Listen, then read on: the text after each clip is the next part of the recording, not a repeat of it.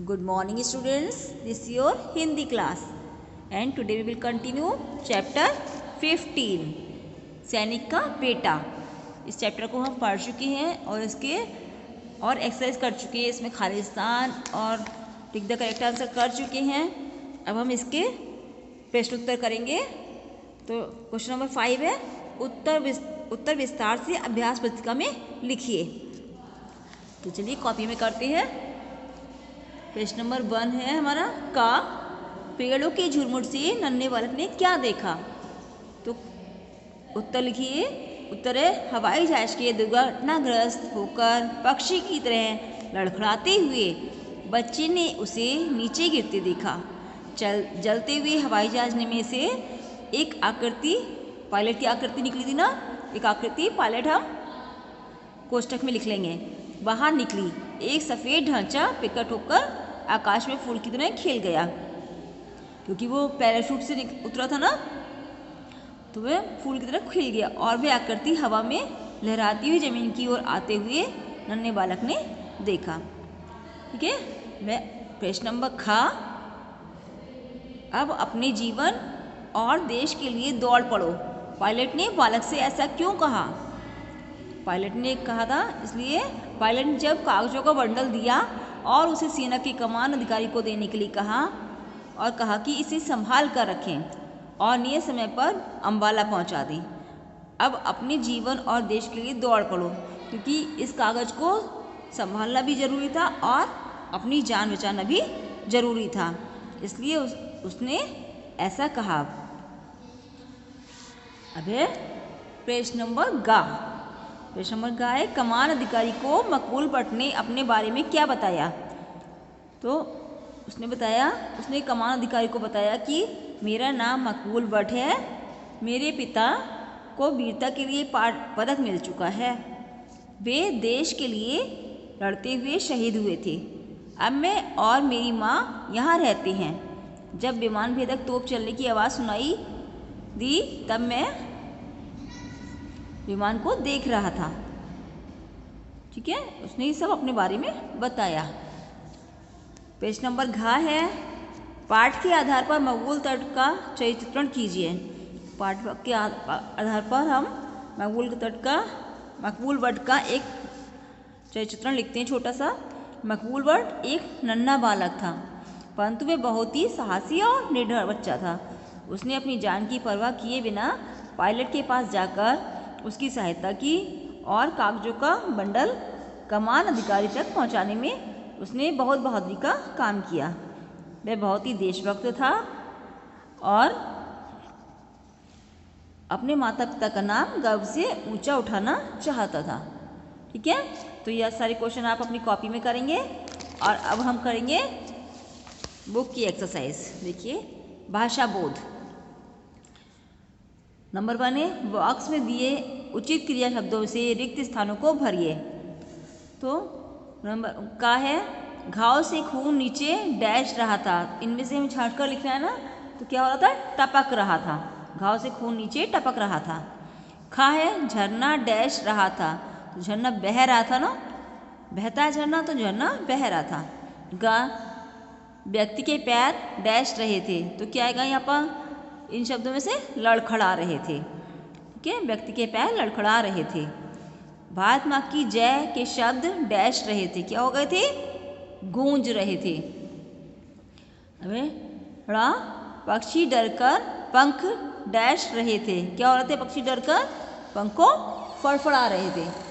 ठीक है, तो नंबर 2 है वाक्य में प्रयुक्त रंगीन विराम चिन्ह पहचान कर उनके नाम लिखिए। तो का है संतरी ने टेलीफोन उठाया, बात की और रख दिया। देखिए ये लगे हुए हैं ना, क्या है ये? अल्प विराम।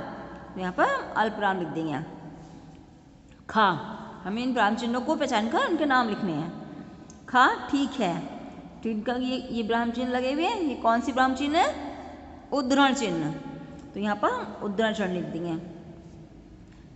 गाय लेकिन तुम हो कौन?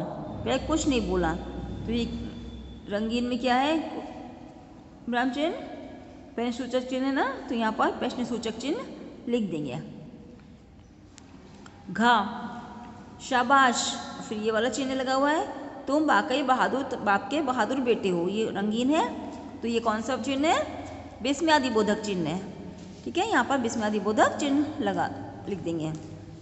बड़ा है, वह नन्हा बालक मुश्किल से 10-12 वर्ष का होगा, तो इसमें विराम चिन्ह क्या लगा हुआ है? ये पूर्ण विराम का चिन्ह लगा हुआ है, यहाँ पर पूर्ण विराम का चिन्ह लिख देंगे हम।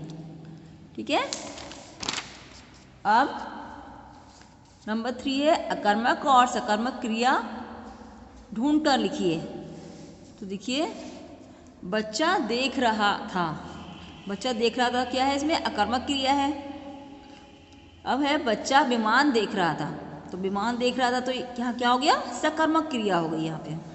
ऐसे ही उसके शरीर से खून बह रहा था, शरीर से खून बह रहा था, तो ये क्या है? अकर्मक क्रिया है, क्योंकि अपने आप बह रहा था वो।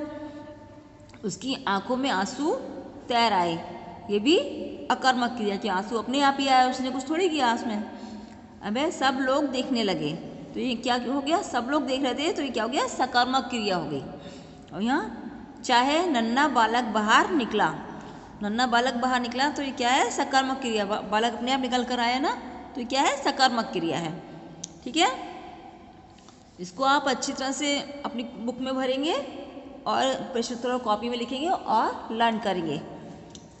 क्वेश्चन नंबर 4 है समास विग्रह करके समास का नाम लिखिए। तो देखिए, हमें ये शब्द दिए हुए हैं, इनको हमें समास विग्रह करने हैं और फिर इनके नाम लिखिए हैं समास के।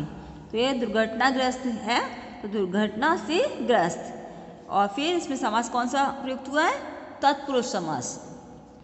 ऐसे ही है माता पिता, तो हम इसका विग्रह कैसे करेंगे? माता और पिता। और इसमें कौन सा समास आ जाएगा? द्वंद्व समास।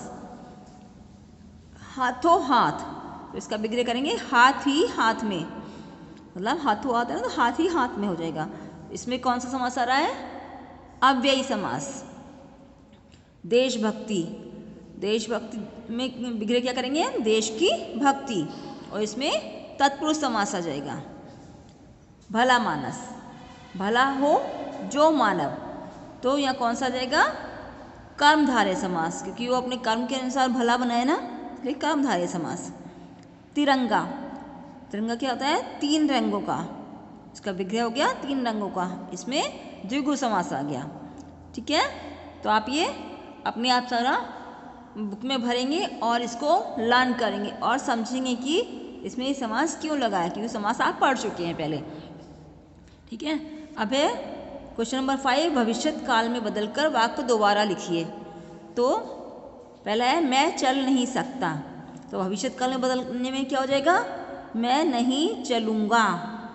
ठीक है, इस तरह से हो जाएगा, मैं चल नहीं सकता, मैं नहीं चलूँगा। यह हवाई जहाज आसमान में लड़खड़ा रहा था, तो इसका हो जाएगा हवाई जहाज आसमान में लड़खड़ाएगा, तो ये भविष्य काल में हो जाएंगे ना, इसलिए तो ये आप अपने आप करेंगे होमवर्क में, या आप अपने आप भविष्य काल में इसको बदलकर बुक में भरेंगे और मुझे सेंड करेंगे। ठीक है, तो आप ये सारा वर्क अपने बुक में करिए और मुझे सेंड करिए। Thank you and have a nice day.